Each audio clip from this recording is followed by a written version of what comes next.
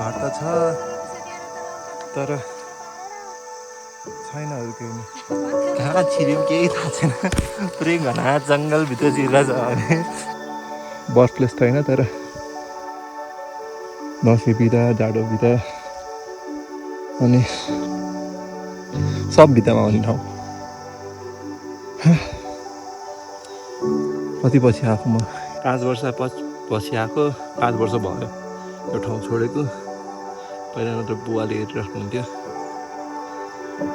बुवालाई हेर्दाखेरि राम्रै थियो छैन केही जस्ट रुइन्स मात्र क्या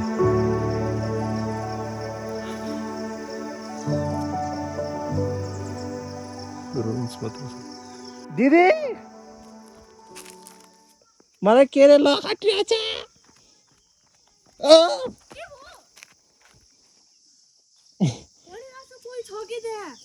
छैन क्या त्यो उसले के अरे अजिङ्गर हो कि हो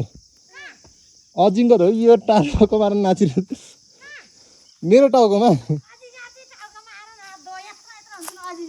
हो भने यसरी ढुङ्गाले हाने जस्तै डुङ डुङ हान्दैछ ए साप होइन उड्ने के भन्छ त्यसलाई वास्प जस्तो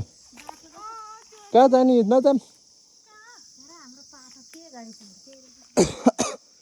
केही छैन पाटो साटो कहाँ जान्ला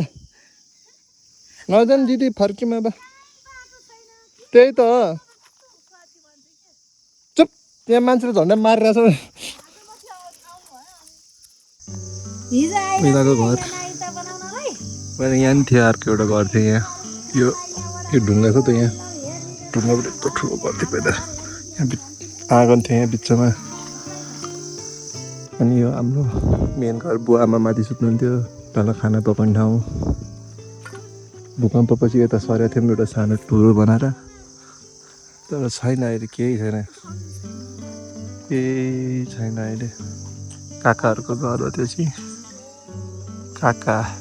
हजुरबा काका त्यस्तै जाम उतै जाम हेर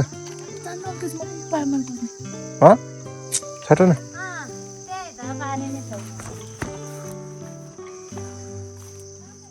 कोठ हजुरबाले बनाएको कोठ थियो त्यहाँ केही छैन यताबाट हिँड्ने कस्तो राम्रो बाटो थियो पहिला हजुरबा आउँदाखेरि यहाँबाट बाटो थियो यस्तो प्रकारको आर्क बनाएको थियो एउटा स्मार्ट आर्क अनि त्यहाँबाट भित्र थियो नि लहरे आएको बोर्ड थियो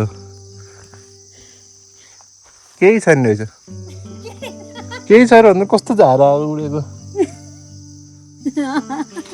केही छैन है के हुन्छ त अनि फुल रहेछ त अझै फुल फुलिरहेर त होइन जाऊ लिएर आउँछ जाऊ त होइन जानु पर्दैन अब जाने माम घर जाने अब होइन पर्दैन कि अब छोडिदिनु ए पर्दैन भनेपछि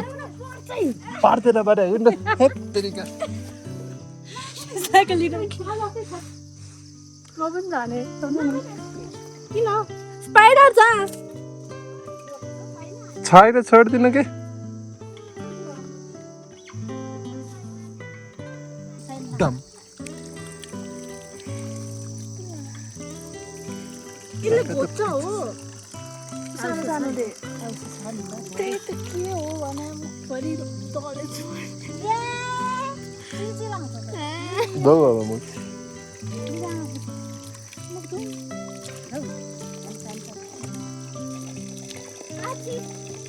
के आछि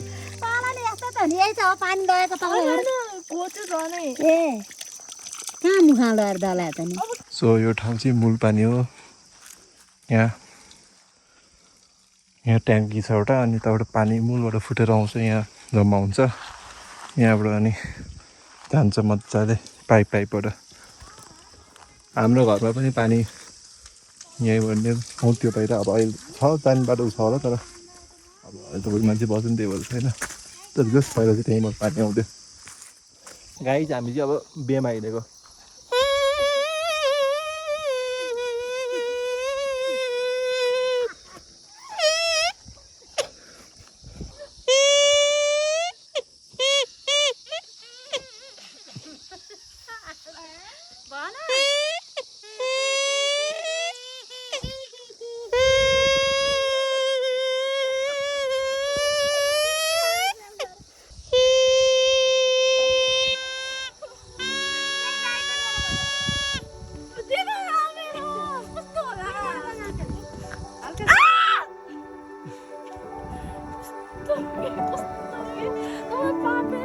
एडभेन्चर अब लाइफ टाइम भइरहेछ। हामी कहाँ छिर्यौँ केही थाहा छैन,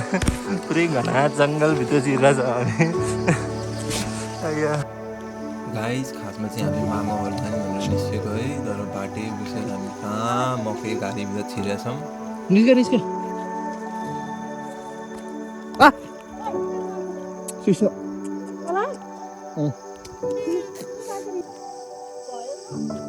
भयो माटोमा राखेर गाड दिन्छ भने यसको जरा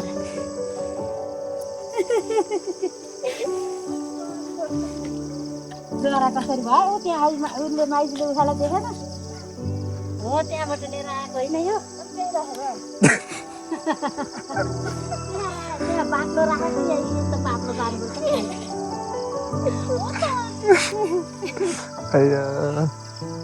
गुड क्वेसन गुड क्वेसन।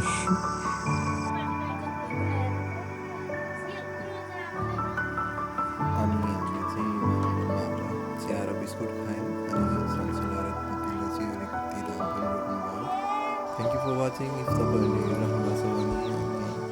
म चाहिँ अहिले विदेशमा छु, तर मसँग यस्तो धेरै भिडियोहरू छ, म हेर्दै बसिरहेको हुन्छु कहिलेकाहीँ। सो यही हेर्ने क्रममा चाहिँ एउटा स्टोरी, एउटा ब्लग बनाइदिउँ भनेर मैले बनाएको। तपाईँहरूलाई यस्तै कन्टेन्ट हेर्नु मन छ भने कमेन्ट गरिदिनु होला। Thank you.